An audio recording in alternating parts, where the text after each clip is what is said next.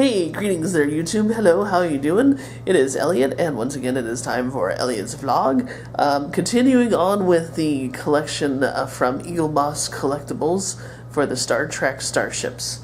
And we're going to continue on with issue 14. Oh no, pardon me. Hello. Yeah, 14 and 15. I can read. It says right there on the magazine. So, so let's continue on, shall we? Alright, so number 14 is the Cardassian Galler class ship.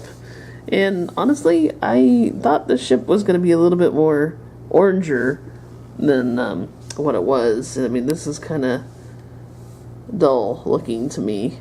It doesn't really say this is a cool ship. It just looks like a squid. I'm sorry. That's what I thought about it when it was in the series. And honestly, if you look at it, it looks like some kind of weird underwater sea creature. Apparently, I was reading the magazine, and when Gul Dukat was in command, he would use a pattern of 3 of these guys in his attacks against Deep Space Nine to try and weaken the defenses. And sometimes it worked, and most of the time it didn't. But there was one time it did. So, but yeah, I mean, I'm not impressed with this. I didn't like this model in the series because, like I said, it looks like it's an underwater sea creature. But yeah, I mean, I'm glad it's in the collection. So there you go. But I'm not impressed. Sorry, guys. Yeah, but that's your own opinion there. And here is the magazine for this, and there's the issue 14. And down there it says the Cardassian Galler class. And there's a picture. And there's the 1, 2, 3. Ta-da! And this is what was very easy to put on together with a stand. And there's the picture that shows you how to put it on there. So I didn't have any problems with that. I haven't had a chance to read through all of this. I read the battle tactics, but that's as far as I got. So we'll go over the specifications of the Galler class. That's actually not a bad looking picture for the front. See, that's a little bit more true to the color. This one's a little bit, see the color difference? Yeah, I mean, come on, stay true to the color, guys. But anyway, this was operated by the Cardassian Union, as it says there, and class is Galler. Length is about 371.88 meters. Top speed is warp 9.6. Crew approximately about 600. The weaponry on this thing, it had 8 spiral wave disruptors, which I'm not sure what those are, but that sounds pretty cool. Of course, torpedo launchers. Breen energy dampening weapon, which I'm guessing is like an EMP weapon of some sort. I don't know.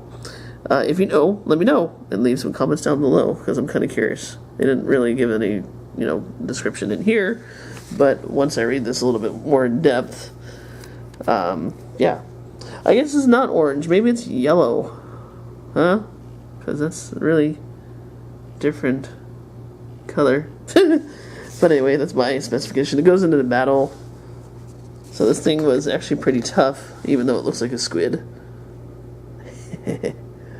Okay, so there you go. I won't go into any more detail here because I want you, once again, to read the magazine. So please take the time and read the magazine when you get the subscription. Yes. Okay, so on to model number 15, which this is actually an interesting design. This is the USS Equinox from Star Trek Voyager. This is the other ship that was lost in the Delta Quadrant. Registry is NCC 72381. So there's the model right there. It is kind of a funky looking design, and I'll take it off the stand here because of the funky design. It's got the same feel as the Akira class starship, so they're using a different metal of some type here. And my only other complaint is when you rattle it around like that, it sounds like there's a piece loose, but I can't find it, so I don't know what it is, but it's inside somewhere. But pretty cool looking design. Looks a little bit like Voyager from the front, but these nacelles didn't fold up like Voyager. They're just kind of flat. Yeah, so, and I mean, this particular model, The ship itself was kind of cool, but the model, I mean, it's not anything spectacular in my eyes. But that's just me. So, but they did a good job.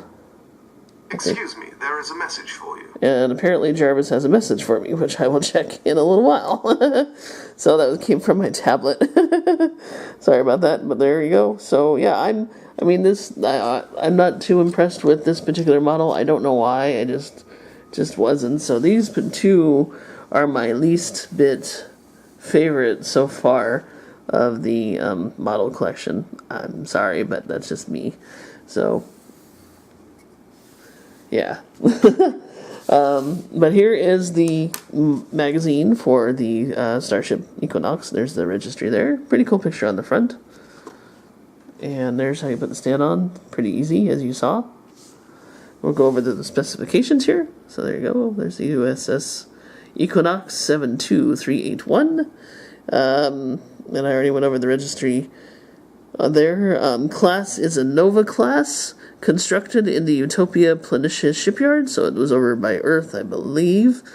Launched in 2370, destroyed in 2376 when they were met up with Voyager. Length is about 221.74 meters. Has about 8 decks, so it's a small ship. About 80 crew members, and it goes about warp 8, so it was a slow ship. Kind of weird how they got all the way out there, but I think they ended up the same way that Voyager did. Weaponry, type XB phasers, not sure what that means. Photon launchers, photon torpedo launchers, times 2. And the captain is Rudolph Ransom III. So there you go. And that's really all I'll go into detail in there, because I haven't read the magazine and I don't want to give you any of the wrong information. So there you go. There's all 4 of them right there, and there's the gift that I got. Like I said, these two were my least favorite of the collection so far, so that's why I'm not going into too much detail with them. I believe, let me flip this over. Wow, there we go. I believe the next model that we get is one of them is the Ferengi starship. So that should be a cool ship. I liked it in the series. So, and it's a tough little ship. I've played some of the Star Trek games, and those Ferengis know how to defend their gold brass platinum. They've got some shielding on those ships, and they're pretty tough little mothers. So yeah. So there you go. Let me know if you feel the way that I do about these two particular models and or ships from the series. Please subscribe if you do like what you see, and I will post some more videos. The next models will come next month. They get 2 a month, so that will be it for the Star Trek reviews for this month. You got a double dose because I kind of slept and slept through August. Thank you very much for tuning in, and I will chat with you again. Thank you very much. Bye-bye.